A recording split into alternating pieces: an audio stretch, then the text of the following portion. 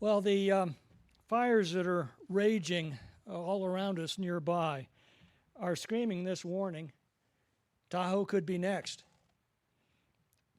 Fire is the greatest environmental danger that Lake Tahoe and the Tahoe Basin face, and that's why I've devoted my remarks to it year after year at these summits.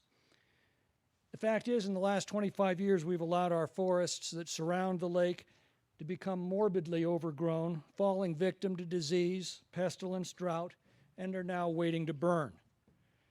An untended forest is no different than an untended garden. It will grow and grow and grow until it chokes itself to death. And excess growth is always removed.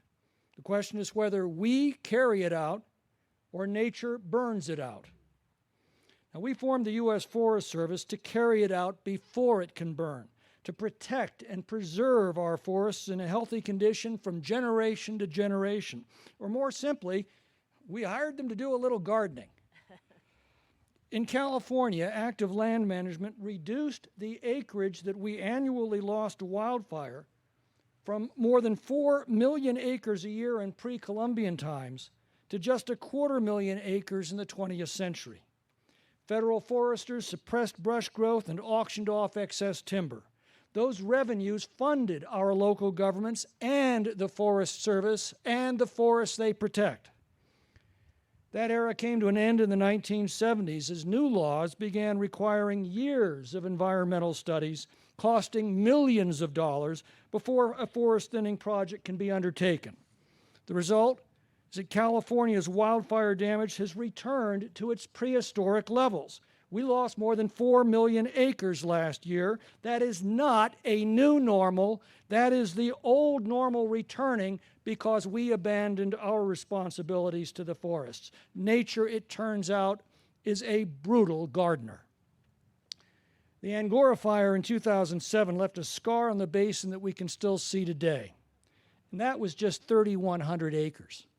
Compare that to the Dixie Fire that so far has destroyed 635,000 acres, or the Caldor Fire that so far has destroyed 65,000 acres.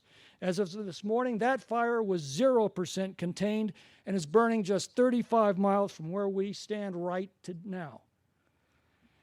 At the 2015 summit, I proposed granting a categorical exclusion for forest thinning projects from the endlessly time-consuming and cost-prohibitive studies required under the National Environmental Policy Act. That proposal became law as part of the WIN Act of 2016, and it is working. This single reform has taken the time required for environmental review from 4 years down to 4 months, and the costly studies from more than 800 pages down to just a few dozen. 20,000 acres in the Tahoe Basin are being treated under this new authority, with 13,000 more expected for the coming year. And I especially want to thank Dianne Feinstein, who strongly supported this provision in the Senate and used her considerable influence to fight for it, despite some vicious attacks from some in her own party. This is real progress, but much more remains to be done. We are still a long way from restoring tree densities that assure healthy, resilient, and fire-resistant forests. The proven provisions of this act need to be extended beyond the Tahoe Basin to the 188 million acres in the National Forest System, and I ask our colleagues to support this legislation. We also must clear the impediments that federal and state law have placed on the placement of early detection cameras. At this summit 3 years ago, Dr. Graham Kent of Alert Tahoe told me that the two greatest obstacles that we face in placing early warning cameras in our forests are the National Environmental Policy Act and the California Environmental Quality Act. That needs to change. So too does the federal let burn policy that's allowed so many fires that could have been stopped with a single water drop to explode into megafires. The Tamarack fire last month was allowed to smolder on a 1/4 acre for more than a week until it exploded out of control, consuming 70,000 acres. The new chief of the Forest Service, our own Randy Moore, has wisely suspended this policy and is now ordering aggressive attacks on all fires in the Sierra. So too, we need to stop the abuse of NEPA that thwarts timber salvage and replanting after a fire on federal land. Brush has first claim on fire-killed forests. And within a few years, the unsalvaged trees topple onto 8 feet of dry brush, a perfect fire stack, as we are finding out once again on the ongoing Dixie Fire. There have already been 50 fires in the Tahoe Basin this year. It is only because of the vigilance, professionalism, and heroism of our basin fire departments and CAL FIRE that they have all been extinguished before exploding out of control. Our fire units have not only kept Tahoe blue, but they've kept Tahoe green. But we're on borrowed time until we can restore active forest management, not only here, but in the surrounding national forests as well.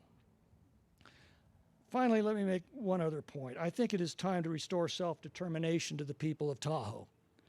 They have the most at stake and the greatest knowledge of what's required to protect both the environment and the local quality of life that it supports. Now, TERPA might serve a purpose to allow input from the broader community outside of Tahoe, but the decisions over local taxes, local traffic, local land use, local fees, and local self-determination by right belong to the people who live here, not those who travel many miles to tell the people of Tahoe what's best for Tahoe.